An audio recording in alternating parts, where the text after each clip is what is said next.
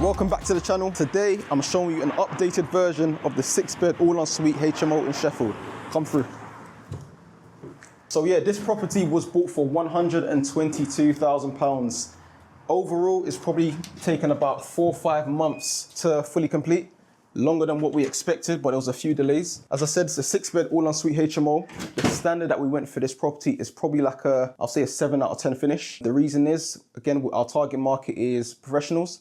So as we're targeting professionals and we want to target a premium rent, then it only made sense that we've done a decent finish. So yeah, as you can see, come take a look at the ensuite.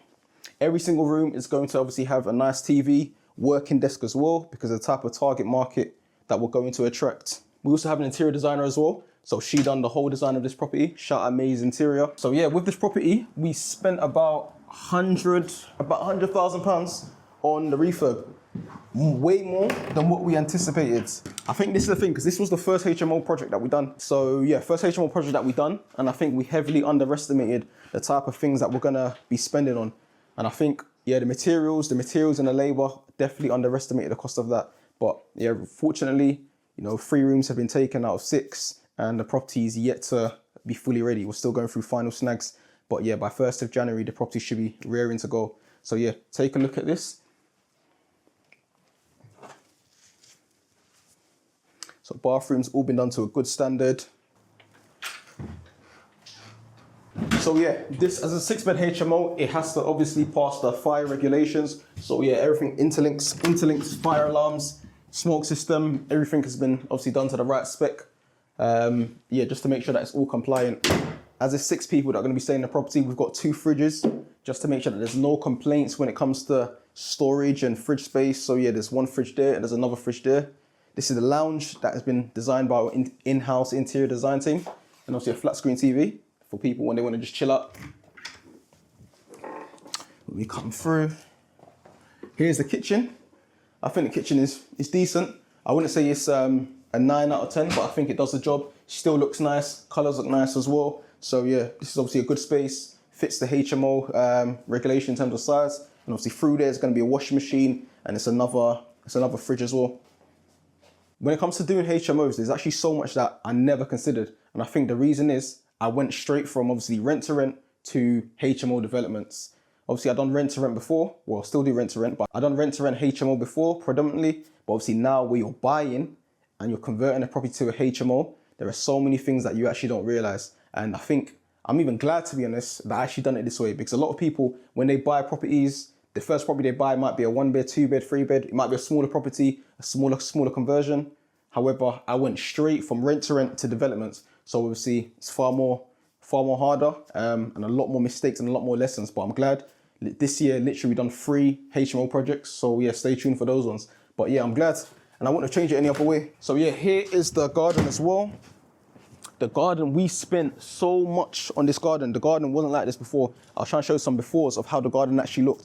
We wasted so much on skips. When we first, you know, secured the property, literally so much was wasted on skips. And because we're not local to the property, obviously I'm based in London. My business partner is based in Leeds, we're near Leeds. So we weren't on site every single day to actually watch the waste. So yeah, people just literally pulling the wool over our eyes. And obviously, fortunately, Clinton was more on site, so he was able to actually see things better so that this don't happen again. But yeah, we wasted so much on waste, so much on skips from the companies that we were using.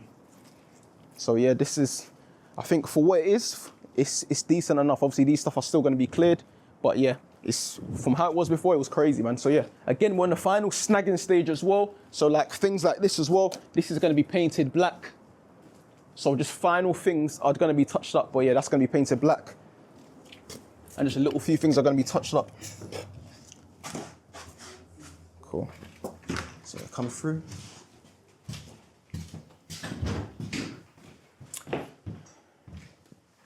Cool. So yeah, this is the biggest room and the one that's going to be bringing in the most money. Room number 3. This is my favorite room. So yeah, this one has been rented out for 670. The lady who's actually taking this room, she actually works in the nearby hospital. And I think that was one of the most attractive things about this property, that the hospital was walking distance. So we always knew that there was probably going to be a lot of demand from people working in hospital.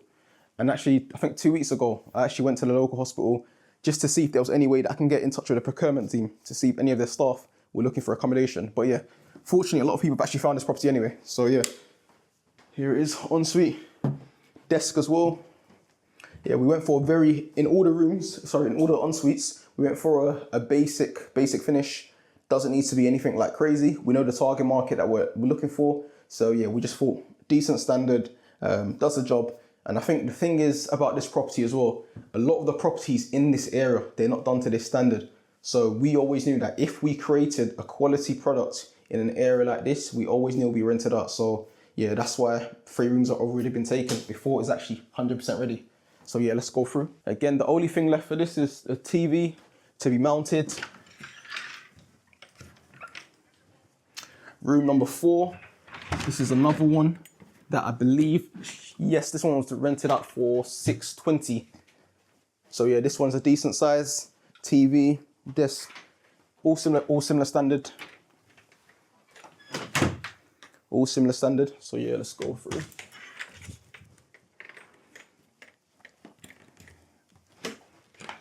Now this, room number 5 this one is an interesting one. It's the smallest size room. We're fortunate enough to have actually passed the regs on this one because of the height of the ceiling. So with this room, you know, we know that we're not going to be able to charge a premium rent for this one. So I think this one's probably going to bring down the monthly income.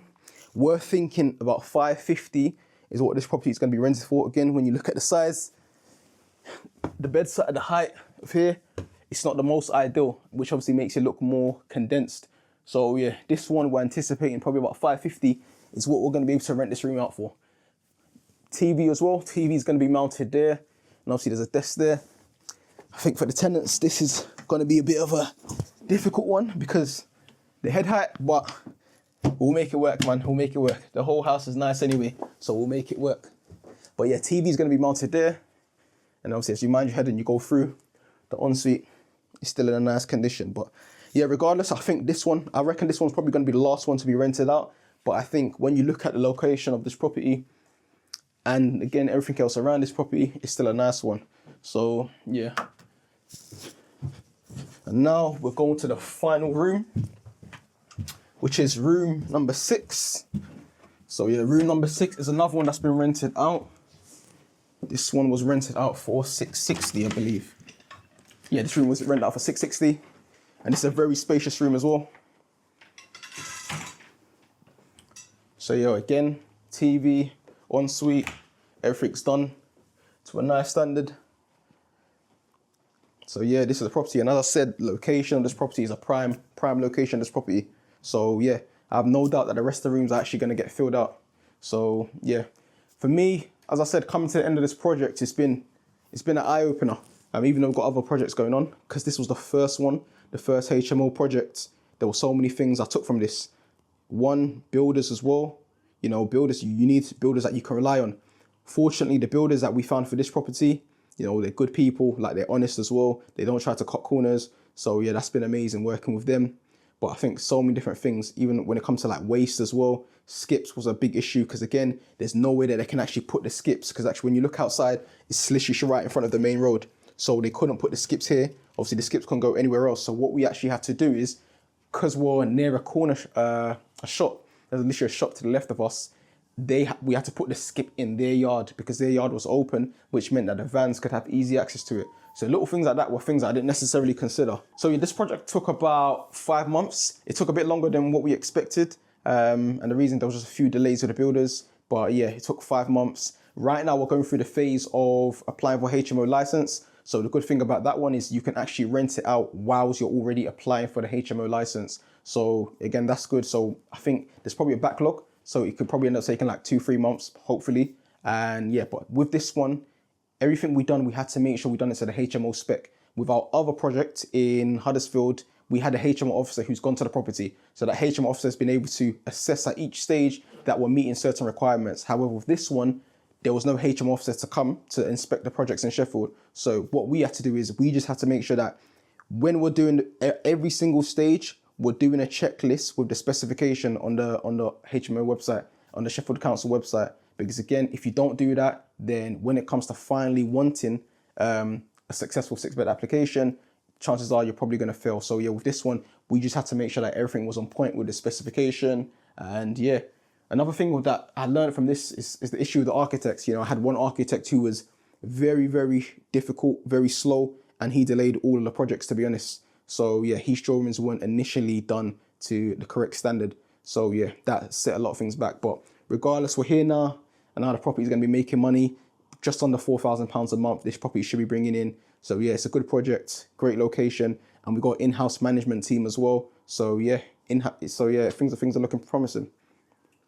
With everything you know now, if you could go back in time, what would you change to make this process smoother?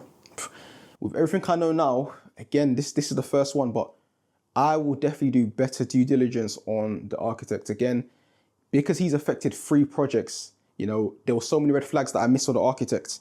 And for me, I feel like when you're first starting out, it's so easy to kind of brush over certain things because you feel like, you know what, it's fine. But when you're starting out, your power team, they can make or break your business. So for me, I would always advise anyone, do extra due diligence when it comes to your power team. You know, the architect as well, when you want to do a HMO project, it needs to be done to the right standard. If it's not done to the right standard, then you might not get a successful application for a 6-bed, or you might not get a successful application for a 7-bed, whatever it's going to be. So yeah, make sure you pick the right architect, do further checks, ask around, don't pick the first person that you see. I think for us, because we were just desperate, we just wanted to get somebody on board quickly. We just went on the HMO planning website and just looked for somebody who had one successful application. And then, yeah, we just called him. But yeah, the moment he first came to one of our sites, you know, he didn't even really want to look around. He just wanted to quickly just glance over the property and was like, yeah, this can work, this can work. So yeah, looking back, there were a lot of red flags that we missed. So I think that's one thing I would definitely advise for anybody signing out. Just make sure you do your further checks on your power team. Another question somebody asked me recently is, where do I find tenants and how do I get the property tenanted so quickly? So again, with this property, I knew that it was in a great location. So before we even decided to go through this project, we always knew that, you know, location is the most important thing. But again, platforms like Spare Room, Open are good ways for you to actually advertise your property and list tenants. Now, there's a hack that I've done. No, not a hack.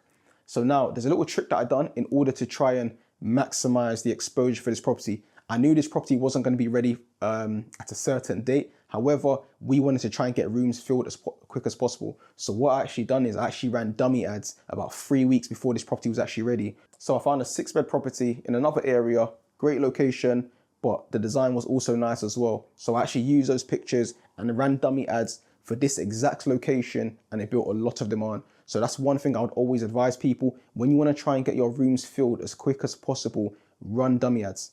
Even if your property is not ready, run dummy ads to try and drive attention and traffic to this project. So yeah, that's one thing I'll always recommend. And again, when it comes to the quality of your project, that's important.